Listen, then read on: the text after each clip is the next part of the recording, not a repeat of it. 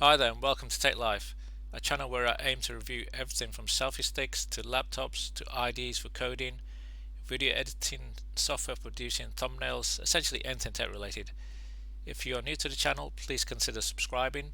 If you have anything that you think I should review, please let me know in the comments and I'll do my best to review that product. In this video, we're going to be looking at loops in JavaScript. In programming, loops are used to repeat a block of code.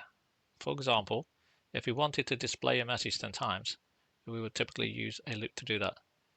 There are four main types of loops in JavaScript. There's a for loop, a while loop, a do while loop, and a for of loop. Since this is a beginner's tutorial, we'll be looking at the first three. So let's start off by looking at the for loop. We'll fire up Visual Studio Code.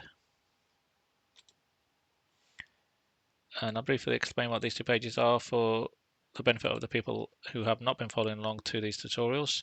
So this is the first one is a HTML page, and its only main function is to call out to a JavaScript file. It's called output.js, and that output.js is over here. And when the HTML page calls the .js file, any code that's sitting in this .js file will then be executed. Okay, so as mentioned, the for loop is constructed by using the keyword for. The for keyword is then followed by open and close parentheses, and within those parentheses, we'll do three things. So let's go ahead and do that. So for open and close parentheses, and we're going to do three things in here. The very first thing we're going to do here is we are going to declare a variable, and in order to declare a variable, we use the keyword let, L-E-T, and we're going to give that variable the name, and I'm going to keep it simple. I'm going to call the variable I, and I'm also going to initialize this variable, and I'm going to initialize the variable and give it a value of 0. So just a quick recap on what we've done. We've created a variable I, and we've said I is equal to 0. That's the first part of the for loop. The second part is a condition. So we place a condition, and we do that after placing a semicolon. So the condition we're going to check for is we're going to say, is I less than 10? And then the third thing we do is we will increment the value of I. We're going to increase the value of I by 1. And the way we do that is we use the variable name I, and then we place 2 plus signs after it. So we're saying increase the value of I by 1. Cool. So that's our first for loop declared in JavaScript.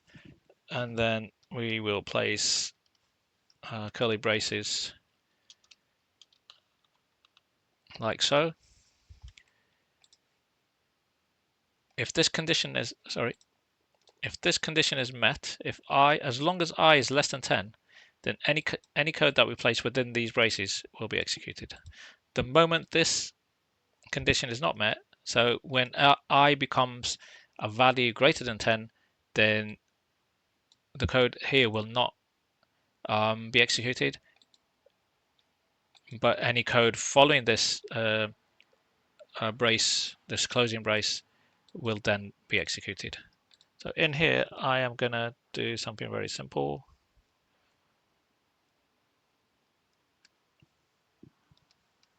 We can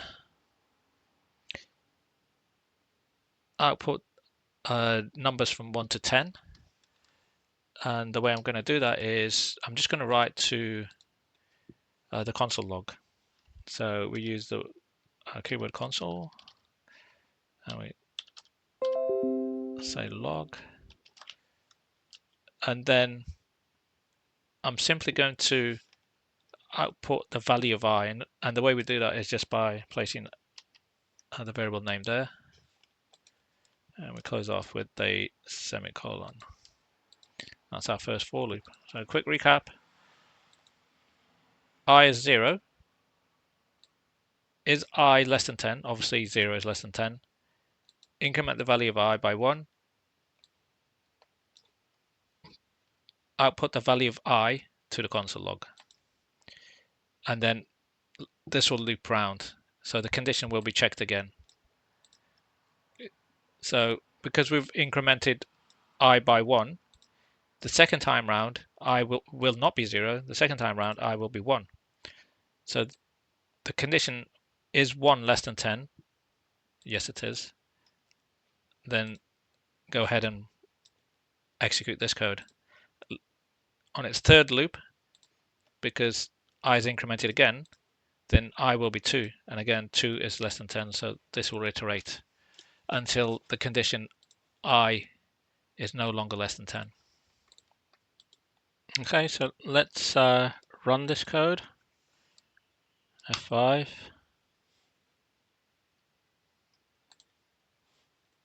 And F12 to have a look at the console.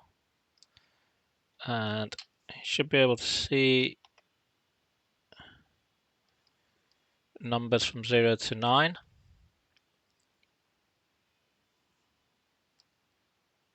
So that is essentially 10, a list of 10 numbers starting at 0. Cool. Let's go and change this code slightly. So we've iterated over this loop 10 times, and we printed out the value of I. So initially the value of I is 0. That gets printed out. On the next iteration, the value is 1, and that gets printed out. And that process loops around until the condition is no longer true. Once that is not true, then this code should run.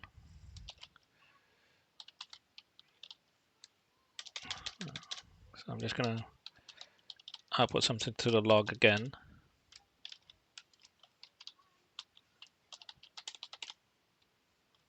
This is after the loop. Exclamation mark. And Control S. F5 that. Refresh this. So now we've got the list of numbers, sorry, from 0 to 9, and then after 9 we've got the string, and this is after the loop. So that's a very simple for loop. Let's have a look at another simple example of a for loop. We're going to change things up here. We're going to say I is going to be equal to 1 this time, and we're saying I is less than or equal to 10, and we're not going to output numbers, we're going to output text. And I suppose the most obvious text that you could output is numbers are the best. Okay, let's save that off.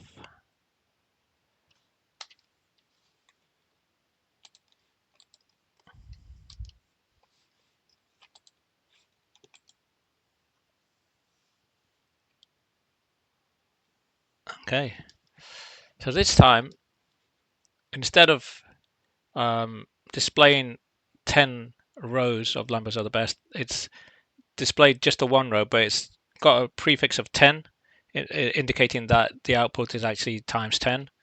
And then obviously this a text over here, this is after the loop, that's the execution of the code after this condition is no longer true. So then the execution of code continues down here. Okay, so printing stuff to the console can be fun, but let's take a look at a more practical example of a for loop. And this time what we are going to do is I'm going to change the code up here. So the very first thing I'm going to do is declare an array, and I'm going to use the keyword let, and I'm going to give my array a name, and the name is going to be Lambos. And Lambos is going to be equal to, I'm going to have 3 elements in our array, and each element is going to contain a name of a Lamborghini. Our first one is going to be an Aventador. The second one is going to be a Huracan.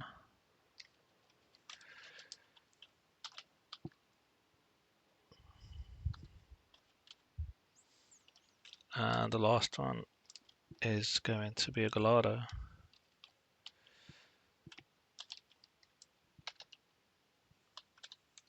Like so. I think I've spelled this correctly. Gonna close off this line using a semicolon.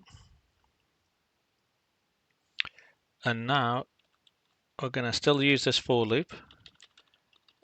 We're gonna change I to equal 0, and the reason we do that is because the elements of an array in JavaScript are indexed at 0. So the very first element is 0, the second one will be 1, and the third one will be 2, and so on. So we're going to say I is equal to 0, and we are going to say if I is less than, and we're not going to use the value 10 because that wouldn't make sense. We're going to say if I is less than the length of the length of the array. The name of our array is called Lambos. So if I type in Lambos and then a dot, I should be able to get the count. Oh, sorry, not the count, the length. So I can get the length of this array by doing that. And then I'm going to increment I. So let me just recap what we've done here. We've set I equal to 0. And the reason we set it to 0 is because we know the index of arrays in JavaScript begins at 0. And then we're saying in here we're saying as long as I is less than the length of the array Lambos. So the length is the number of elements. So as long as I is less than 3, then the code within these curly braces will be executed. The last thing we do in a for loop is to increment the value of I. And we need to change this because we don't want to print this static text. What we want to do is output the values contained within the elements of the array, and we do that by using the array name, which is Lambo, and then we're going to use the value of I, and hopefully that should output the names of or the text contained within the elements. Let's give this a go. We're going to Control S to save. We are going to F5 this. And there we go. We've managed to output the values contained within an array by using a for loop. Okay, so we can take a look at a while loop next. So for a while loop, we'll use the keyword while. But the very first thing we're going to do is create a variable. And you can create a variable using the keyword let. And the variable name is I. And I'm going to initialize this variable with a value of 0. So I'm saying I is equal to 0. And as I said earlier, we use the keyword while, and we use the open and close parentheses, and we place a condition within these parentheses. So we are going to say if I is less than or equal, less than less than equal to. If I is less than equal to 10, do something, and that something will be contained within these two curly braces. We'll put something very simple in here. We are going to say console.writeLine, or not console.writeLine, console.log even. Console.log, and we will be outputting the value of I.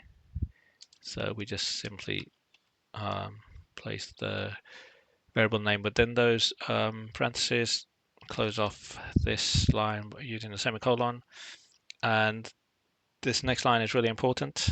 Otherwise, we'll end up in a loop that doesn't end. So we need to increment the value of I.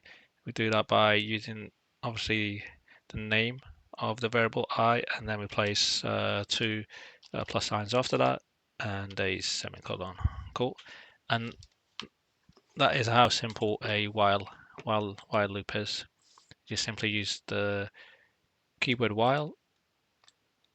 We place a condition after that, and as long as that condition returns true, then whatever code is sitting within these two curly braces, that code will be run.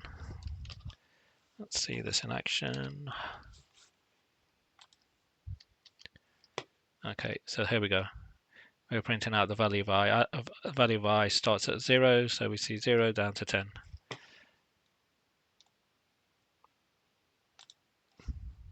And then I can,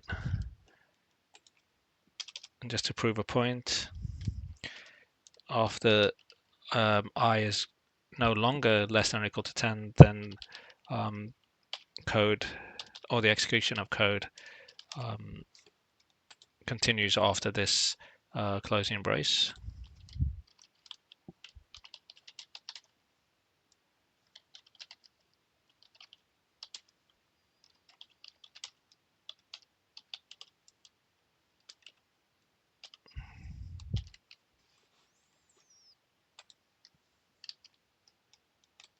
And there we go. So 0 to 10, and then whatever code appears after the loop, that will then get executed. Very simple while loop. The last loop we are going to look at is the do while loop. And the do while loop is very similar to the while loop, but the one really important difference is that the do while loop checks for the condition at the end of the loop. So here, the while loop, as soon as we come to the while loop, we're checking for a condition. As long as this condition is true, the code within these braces is going to run. With the do while loop, and I'll show you that code in a second, we'll write some of that code. You'll see that this is inverted in that the condition will appear at the end of the loop. So I'm going to delete all of this, and we are going to create a variable. Again, it's going to be called I. So we use the keyword let, we use the variable name I, and we're going to say, this time we're going to say I is equal to 1. And we use the keyword do, and a pair of braces, like so. And I'm going to place code that will execute hopefully within these two braces, and again it's going to be a simple console.write. I keep saying console.writeLine. It's console.log. Console.log. And again we are going to output the value of I. And we will be incrementing the value of I so we don't get a never-ending loop. And then the very last thing we do for the do while is place the while statement, and then we will check for a condition. We're going to say as long as I is less than or equal to 10.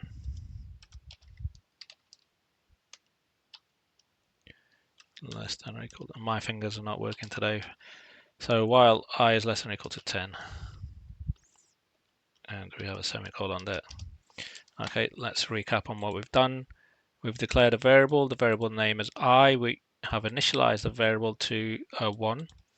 Then we create a do while loop by using the keyword do. We use a pair of opening and closing braces. Any code sitting within the braces will be executed.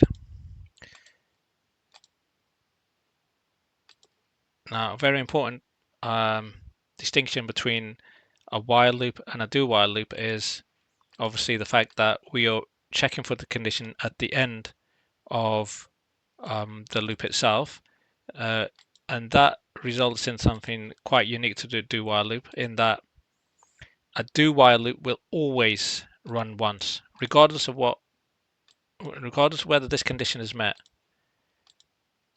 On its first iteration, a do while loop, because there's no check at the top here, there's no check for a condition here, a do while loop will always execute this code, check for the condition at the bottom of the loop.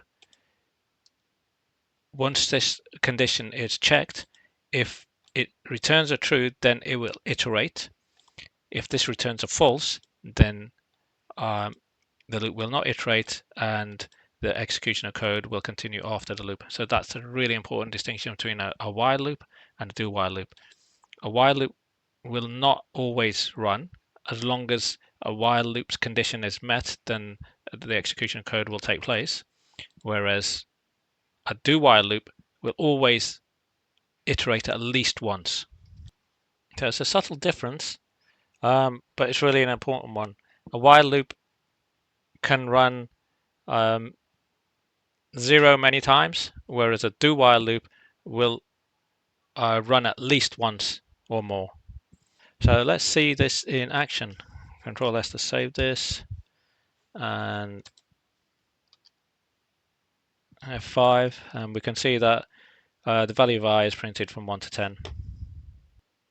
So let's change this code slightly. What we are going to do is, because this condition is I less than is I less than or equal to 10, we're going to make I 11 just to prove a point. The point we're trying to prove here is to show that this the execution of code within the do while loop will run at least once. So if we're setting the value of I to 11, obviously 11 is not less than or equal to 10. But we'll see what happens. So I'm going to control S that, and we're going to F5 that. So we've got one output, and the output of I, the output is 11, and that is the value of I. So it always runs once. The do while always runs once, and then when it comes to the condition, it evaluates true or false. If it's false, it drops out of the loop. Excellent. Okay, that is it for this video. A quick recap on what we did. We had a look at iterations, sometimes called looping in programming. We said that there are 4 different types of loops in JavaScript. The for loop, the while loop, and the do while are the 3 that we looked at. The 4th one we didn't look at, that was the for of loop. We said that the while loop and the do while loop are very similar. The difference between the 2 was that, just like the for loop, the while loop evaluates a condition first at the top before it decides whether the code within the parentheses is going to be run. Whereas with the do while, the code is run first, and then the condition is checked to see whether it's true or false. Okay, thank you so much for watching this. If you found the video to be useful, please do consider hitting the like button, and maybe even consider subscribing. Hopefully I'll see you in the next one. Thank you so much. Bye for now.